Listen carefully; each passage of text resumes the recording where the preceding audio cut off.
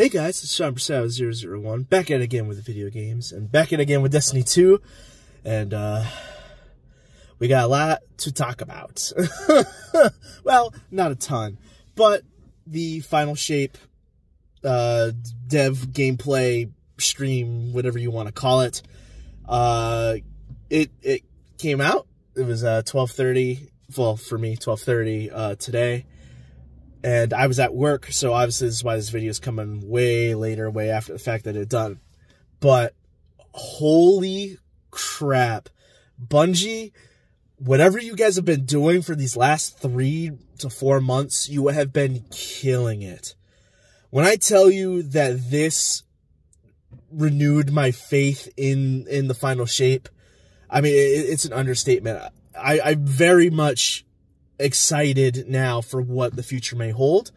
But what did they show? What did they show? Well, I mean, let's get the biggest thing out of the way. We got a new subclass. We're getting a new subclass with the Final Shape. But it's different. It's not what people thought it was going to be. It's not a darkness subclass. In fact, it's not a light subclass either. It's a combination. So with this new subclass, which they're calling Prismatic, it's actually the ability to mix and match your light and darkness abilities into one. So they even show off, like, you could have stasis grenades, but you could have a solar melee. You can combine them together. You can combine aspects and fragments from each version of the subclass that you want into this one kit. Which is incredible. It's crazy. So you can have Devour running at the same time as you're suspending targets and jolting them. It's insanity. It's absolute insanity. And I think the reason they did this, and it has me thinking that this is going to be a friggin' hard campaign, a hard-ass raid because of doing this. Because this sounds so overpowered. But they also mentioned that there's going to be this new system with this where if you do light damage, you build up your light meter. If you do dark damage, you build up your dark meter. And once those are built up, they'll actually combine together, and you'll be able to unlock basically your super ability for this subclass, which is called Transcendence, in which you kind of power up. You do like this little flourish. If you're a warlock, you do this cool, like, magical, like, whoo, like this. If you're a titan, you do a fist like this, and if you're a hunter, you have a knife and you twirl it and do this. And basically you go all pink. You have this pink energy that flows through you, and now your abilities refresh faster. Your grenade is replaced with a combination of whatever 2 elements you have. So I believe they're preset, though. I believe these grenades are preset for each class. So for hunters, it's a stasis and solar grenade. Basically, it looks like a trip mine. You throw it out, and it'll create this stasis tornado that kind of slows everything, and then it'll turn into a fire tornado and ignite everything while they're frozen. Which is really awesome. Warlocks was I want to say it was a arc and strand, although that might be the Titan. I believe that was the Titan, was an arc and strand grenade. You throw the grenade, it strings them up and suspends them, and then the arc jolts out and electrocutes all the suspended targets. Yes, that was Titan. Okay, and then Warlock, it's coming back to me now. It's all coming back. The Warlock was Void and Stasis. So you throw it out, you freeze your targets in place with your stasis grenade, and then it turns to Void and does its Void suction thing and does the damage over time. Very cool, very interesting. It seems like your abilities regen really quick. You can use your super on top of that while you're in Transcendence. Very cool, very interesting, and a lot of big build potential, a lot of crazy combinations you can make.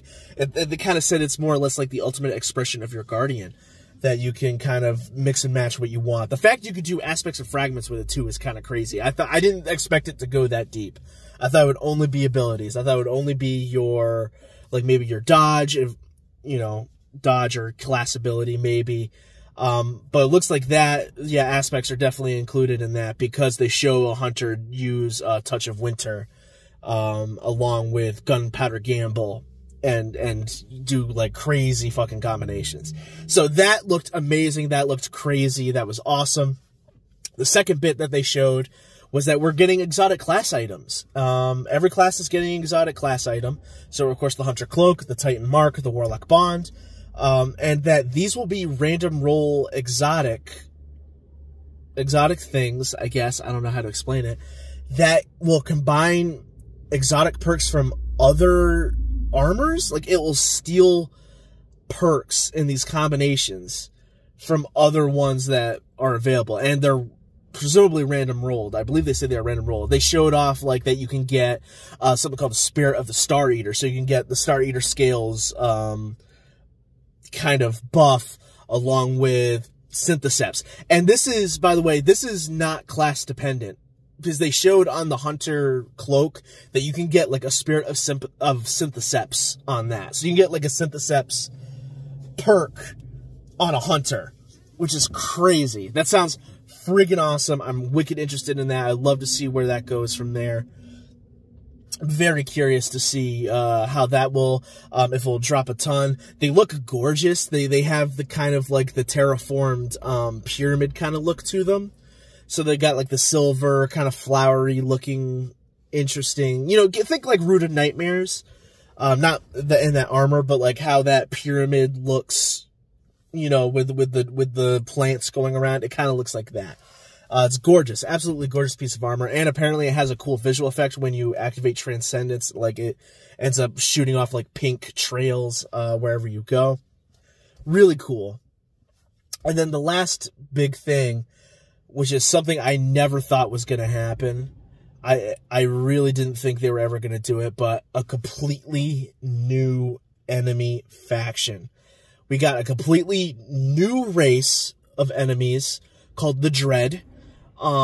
We have actually met one of the Dread already, in that the Tormentors are part of this race. So the Tormentors are part of it.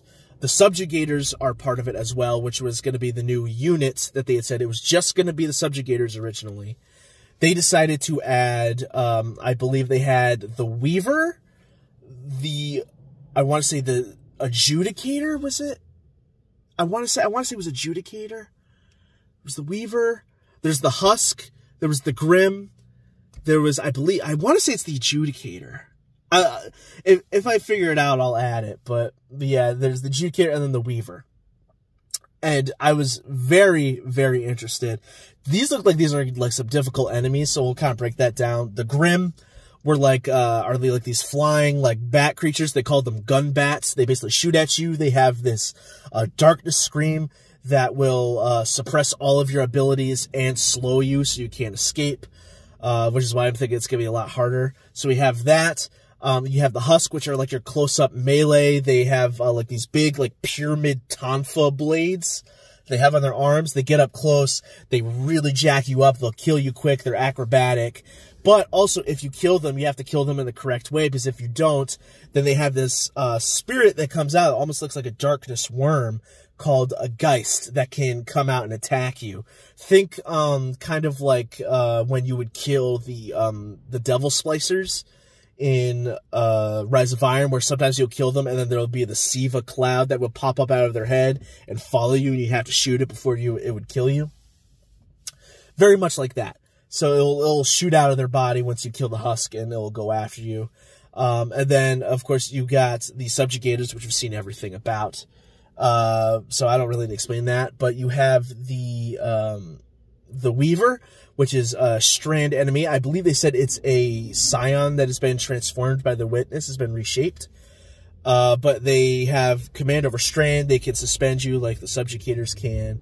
And they can actually have this crazy move where they can rubber band you across the map. So basically they'll shoot this Strand wave at you. It'll push you from behind and push you towards them. You know, if there's one, not so bad. There's a group, you're screwed. So very interesting. And then the Adjudicator is like that, but stasis. So they can freeze you in place. They can shatter you. They can do all sorts of stuff. Very interesting. Very, very cool. I can't wait to see where this is going to lead, what we're going to see. You know, I'm very curious about all of this stuff. Hopefully we learn more. Obviously, Into the Light is in full swing right now. I'm going to be playing that later after this video is done. But I'm very interested. Yeah, this has got me very interested and very hyped. I honestly, they were doing great stuff with Into the Light with all the stuff they announced there. And it looks like they're going to continue to do great stuff here. So hopefully this works out for them in their favor. You definitely renewed my faith.